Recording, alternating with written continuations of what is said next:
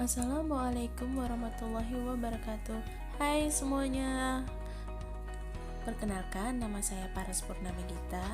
Saya dari Pendidikan Kimia Undikma Mataram. Hari ini kita akan belajar tentang ikatan kimia. Ternyata kimia ada kisah romannya juga loh teman-teman. Benar memang, tapi kisah ini hanya ada di antara para atom saja ya. Ikatan kimia ini terjadi antara para atom yang berusaha untuk menjadi stabil. Mereka akan mencari pasangan lain yang juga saling membutuhkan. Ada bermacam-macam jalan untuk berikatan. Ada yang melalui ikatan ion, ikatan kovalen, dan ikatan logam. Ikatan kovalen pun ada berbagai macam loh, di antaranya ikatan kovalen tunggal, kovalen rangkap 2, dan kovalen rangkap 3. Ingin lebih jelas lagi? Mari kita simak pembahasan berikut ini. Ada yang tahu nggak apa itu ikatan kimia? Ikatan kimia merupakan gaya yang mengikat dua atom atau lebih untuk membuat senyawa atau molekul kimia.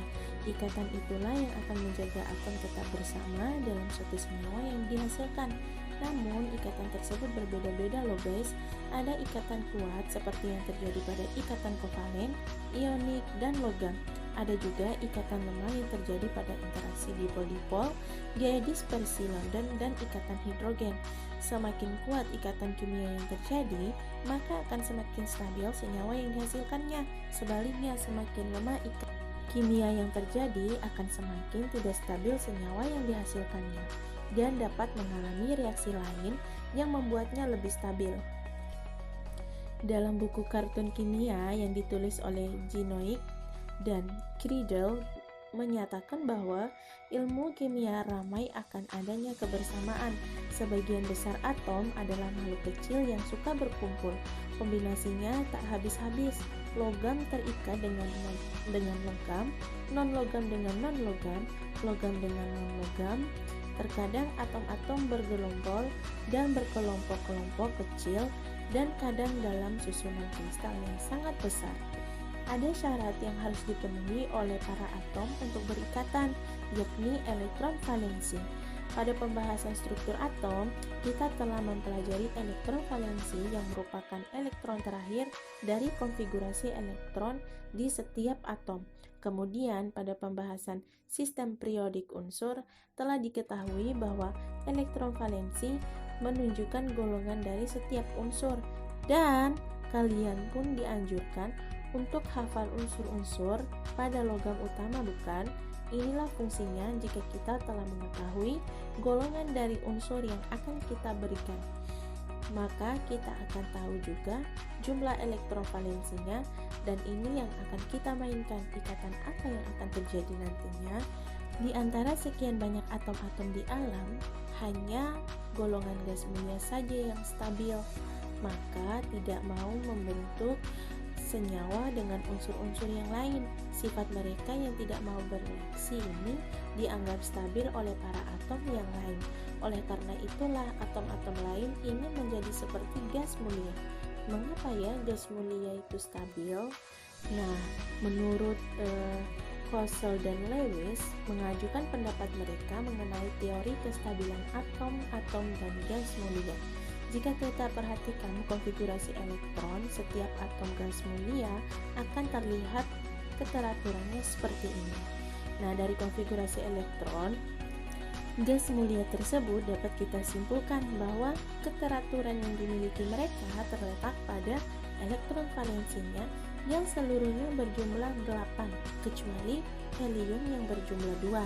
Artinya, unsur-unsur lain yang ingin stabil pun harus mengikuti aturan ini yang dikenal dengan aturan duplet bila elektron terluarnya mengikuti 2, dan oktet bila elektron terluarnya mengikuti 8.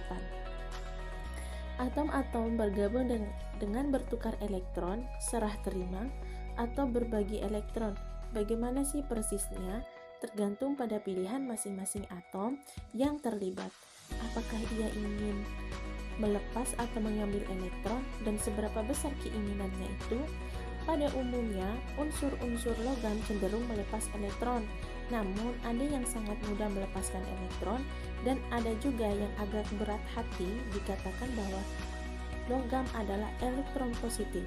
kita dapat menentukan unsur tersebut dari logam tabel periodik unsur.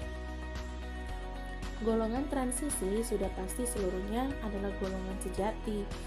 Tapi kita kesampingkan dulu nih golongan transisi itu. Kita fokus pada logam utama.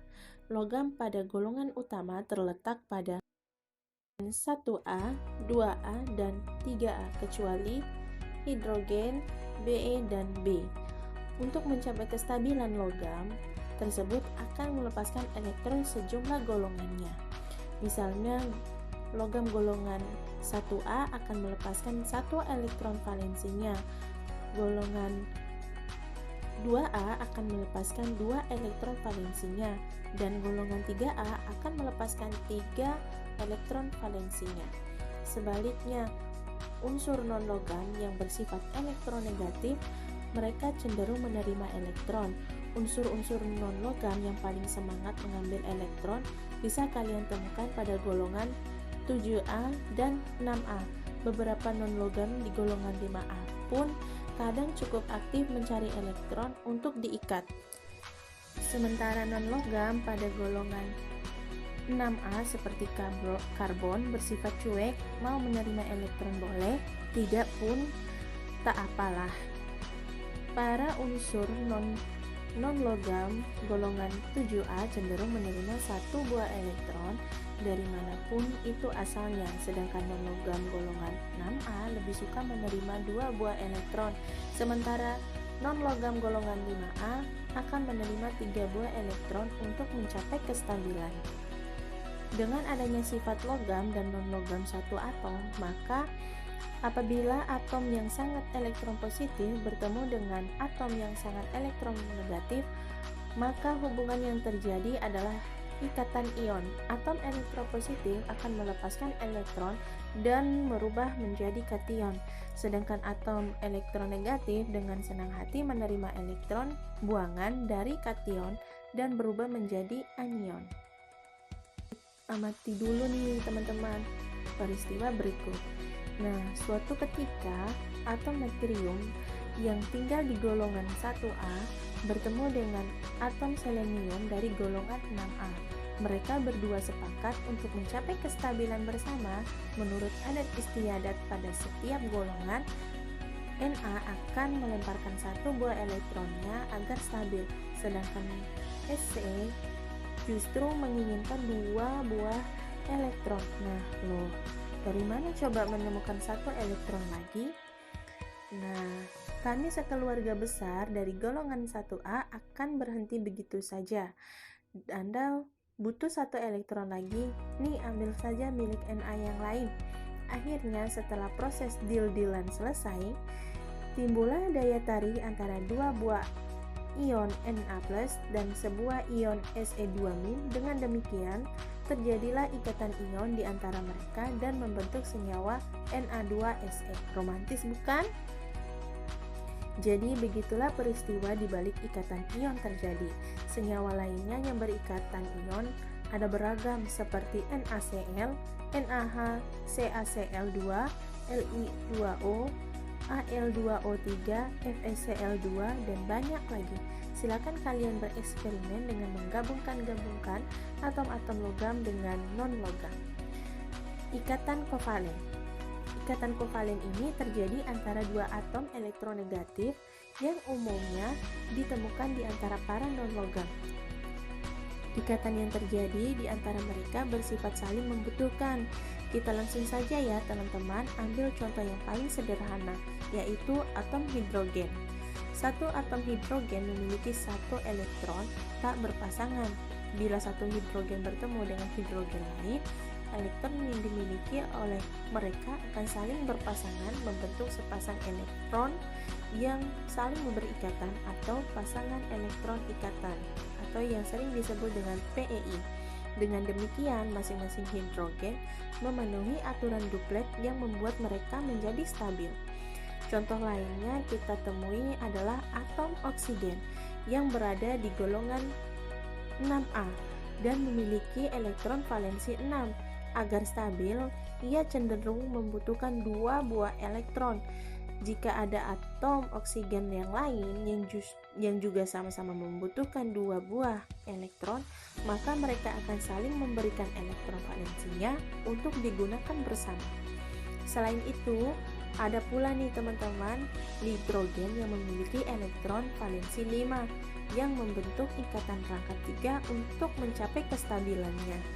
Ngomong-ngomong, jika kita perhatikan bahwa pada struktur Lewisnya, ikatan yang terjadi pada oksigen dan nitrogen memiliki kelebihan elektron yang tidak digunakan dalam berikat. Namun, mereka sudah berpasang-pasangan.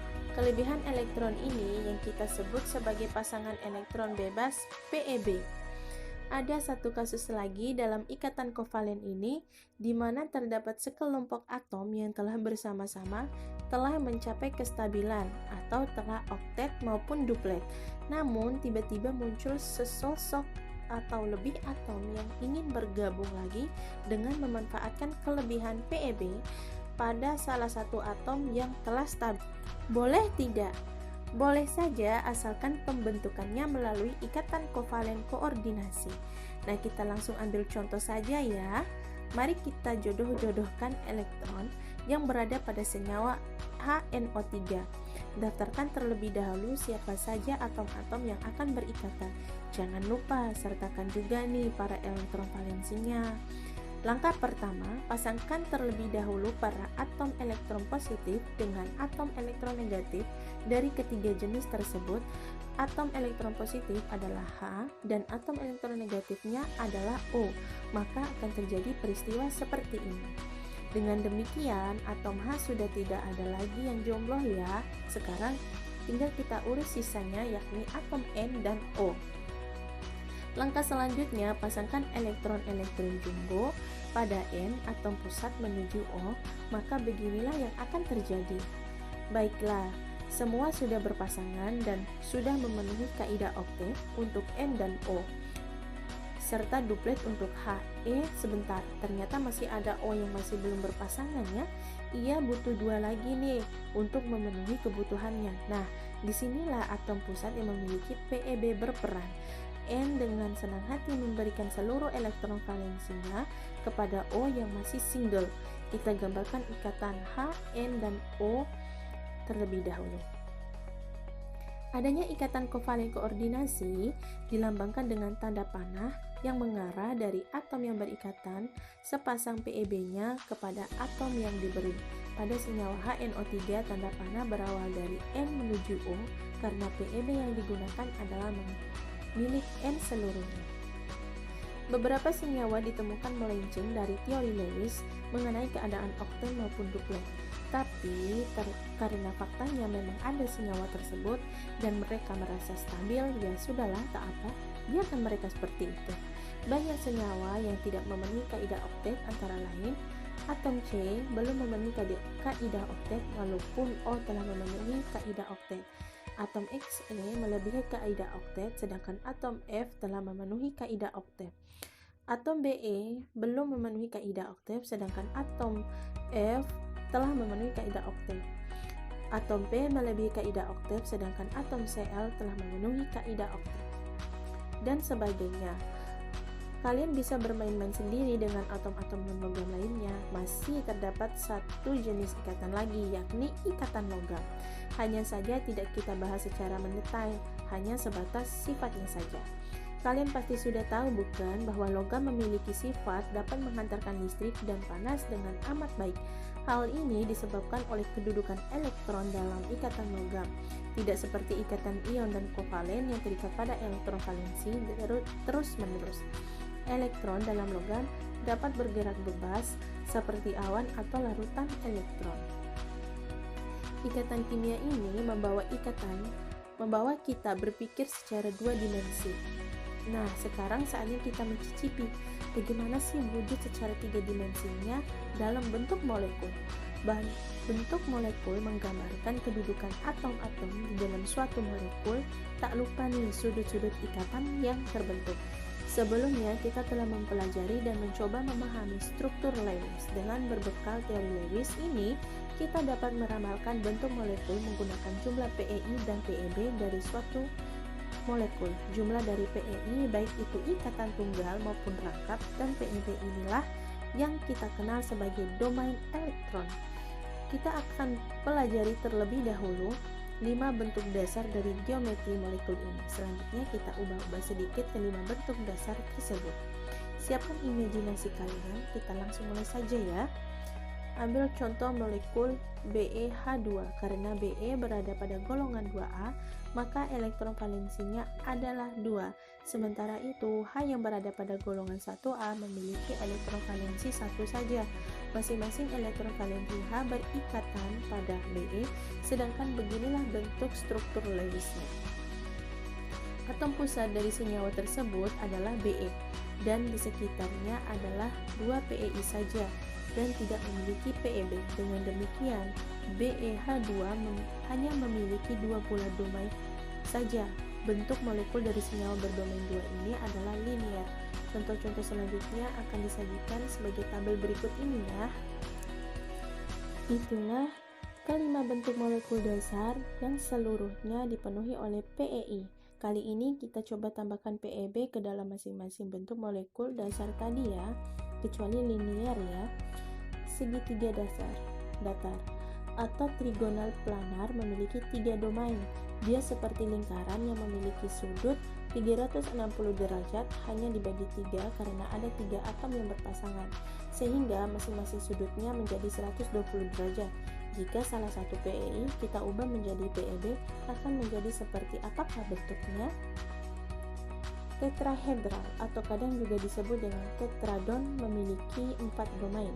Dia seperti bola di mana keempat atom yang terikatnya harus menempatkan diri seadil mungkin, sehingga sudut yang terbentuk pada setiap ikatan adalah 109,5 derajat.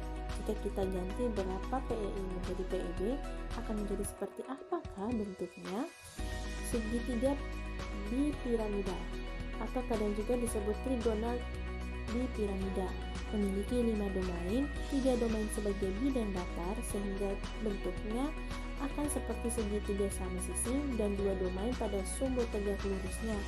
Sepintas mirip 5 segitiga sih, tapi ada 2, atas dan bawah. Jika kita ganti beberapa PeI menjadi PeB, akan menjadi seperti apakah bentuknya?